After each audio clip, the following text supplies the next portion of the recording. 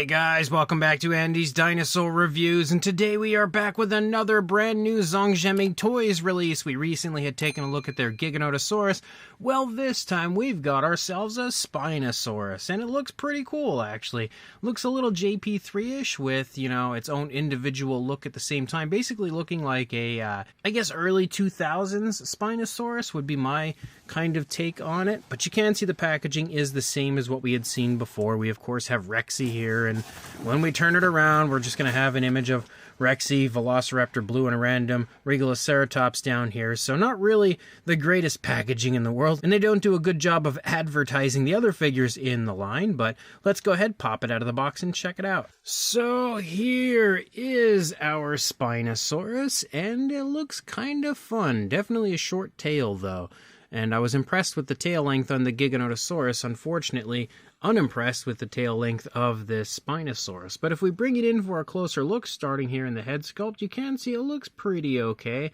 The detail isn't quite as impressive as what we had seen on the Giga either, but it's not terrible. It is a little bit muted overall. There's some decent coloration as we have like a greenish tone for the primary body color of the Spino, which I do quite like. I always like green Spinos. And then you can see a little bit of variation with some darker greens up here on the top. And then you have like a light gray that kind of shows up there around the eye and leads up there through the snout a little bit. We also have a purplish tone there for the crest on the head of the Spino. We also actually have some ridges moving over the top of the eye area, which is interesting. Doesn't look like we have nostrils, though, anywhere, which is a weird thing to forget unless I'm just not seeing them, but that means this Spinosaurus is definitely going to suffocate.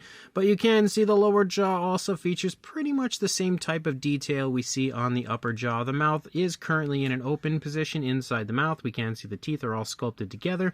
They look okay. They're painted with an off-white, and we have a reddish tone for the inside of the mouth when it comes to the skin as well as the tongue. The tongue has actually like a really oddly bumpy texturing to it, which is definitely interesting. Not something you see too often. But there's also a gloss coat for the inside of the mouth, which is pretty nice. Detail-wise, on the upper side of the inside of the mouth, though, not really much of anything going on. We also don't really have any color in that area.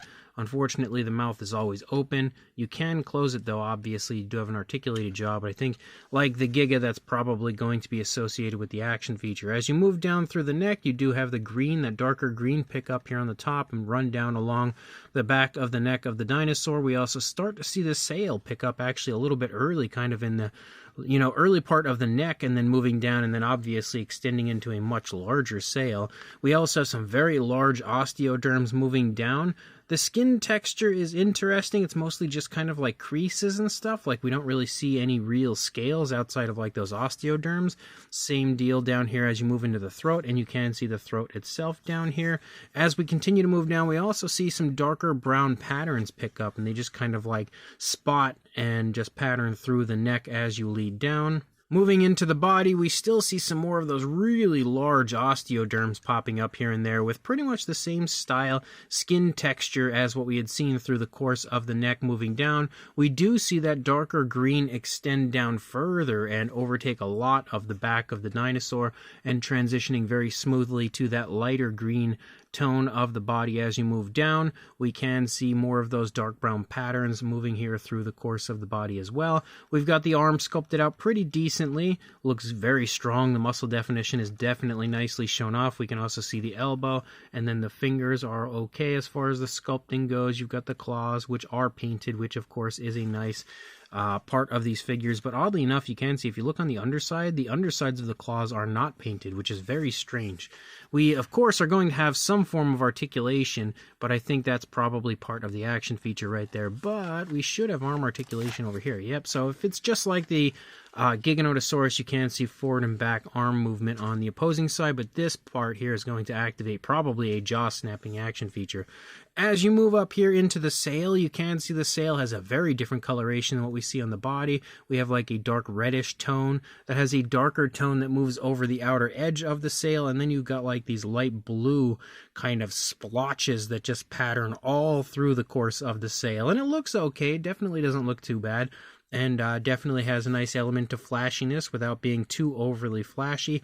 The texturing in the skin of the sail as well actually looks really good, pretty close to the same type of skin detail we've had moving through the entire figure though. And then we move back into the leg. You can see more of those dark brown patterns moving down here. We have the light green for the leg, same type of skin detail again, with really kind of rough and rugged sort of creases and texturing to the skin. It's very interesting. We move down, we've got the kneecap right there. You can see the musculature throughout the course of the leg leading from the thigh down into the calf, and then you move into the foot sculpt, and the foot sculpt looks pretty close to the same type of foot sculpt we had seen on the Giganotosaurus, where you just have some scoots down the toes and then painted claws with a nice black, and unfortunately no painted dew claw. I was expecting that. But as we move back up and we lead out into the tail, again, we have that darker green moving over the back of the dinosaur. You can also see a little, last little section of the tail right there, or I'm sorry, of the sail right there moving down into the tail.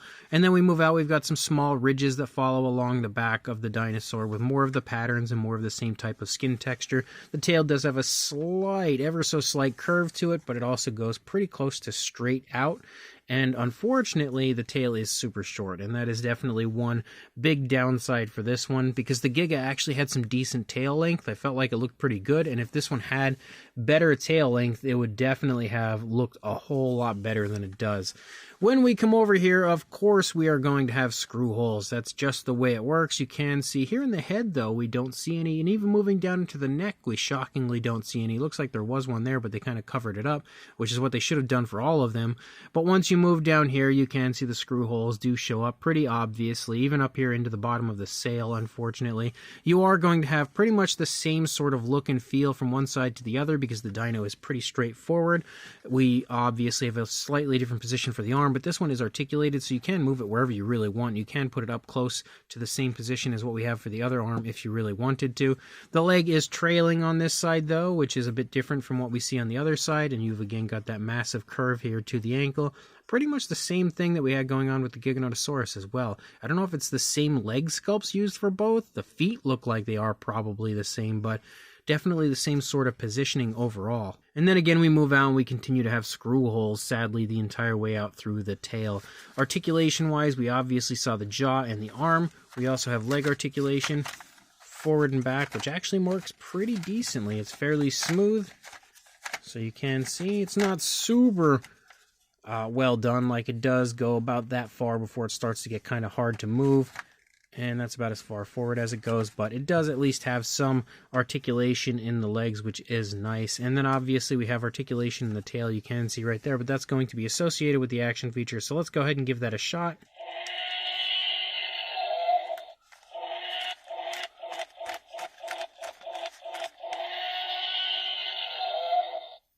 Okay, so instantly I can see it is kind of annoying that no matter what way you move the tail, it restarts the roar. It should just keep going, because then every time you move it and try to have the head turn, you have to leave it there for the roar to completely escape. Obviously, we have Rexy's roar again, because that's just the way it works and kind of what I was expecting. I also did notice that earlier I pushed this, so you can get that growling effect with the arm by just pushing it in. And you don't actually need to do the jaw snap, but you can by pushing the arm down.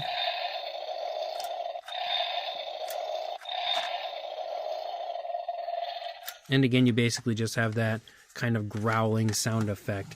The figure is in pretty much the same size as the Giganotosaurus, so no real surprises as far as the size goes. For a length, you are looking at about 14 inches or around 35.5 centimeters. It's a little bit shorter than the Giga, but roughly in the same size range, and about 6.25 inches or 16 centimeters in height. For a size comparison, there is Mr. Papo T-Rex, the Attack Pack Colovosaurus, Robert Muldoon, and the Collect A Human Being next to our Spinosaurus. And you can see again, it's not gigantic, but it is not small either. So definitely in pretty much the same size as the last figure. And to show you that, there is the Giganotosaurus next to the Spinosaurus, and you can see that these two are both again in pretty much the same size range, so roughly in like the gigantic trackers or gigantic thrashers size range from Mattel. You can also see they both have red eyes, and I do have one more figure from this line that I purchased that I'm curious if it also has red eyes, but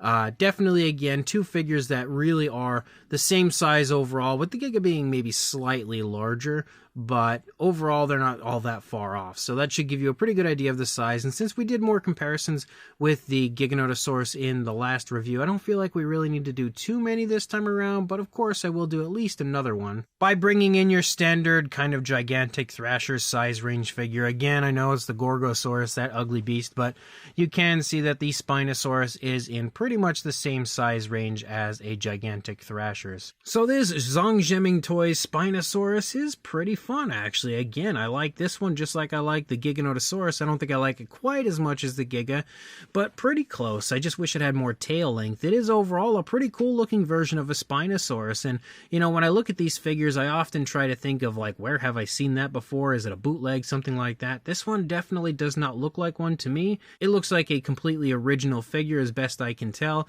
which is a huge plus for this one, and something that I feel like they should always try to do. Definitely keep your figures original, don't bootleg them from somebody else, and it's always going to create more appeal for your figure. And this Spinosaurus overall has a pretty decent look. It kind of has a little JP3-ish look to it, but also its own unique individuality. It has kind of, like I said earlier, like an early 2000s Spinosaurus look, which is nice. The coloration is also pretty well done. The paint apps are nice. We have paint from head to tail. The only thing really missing is dew claw paint, and that's about it. You know, I guess we could have used a little more paint on the inside of the mouth, but it's still pretty decent in the grand scheme of things. The coloration that they've chosen, I think, looks nice and natural as well for a Spinosaurus. We also have a little bit of flashiness up in the sail, which is, again, something you like to see on Spinosaurus. We have a little articulation, not the most impressive amount in the world, but a little bit, and then, of course, some action features with noises, and those aren't really all that great, but it is what it is. Overall, it's still pretty fun. So if you are interested, I will include a link in the description to where I purchased mine on AliExpress. So check that link, grab it if you want it, and like, comment, and subscribe, and I will see you in the next review.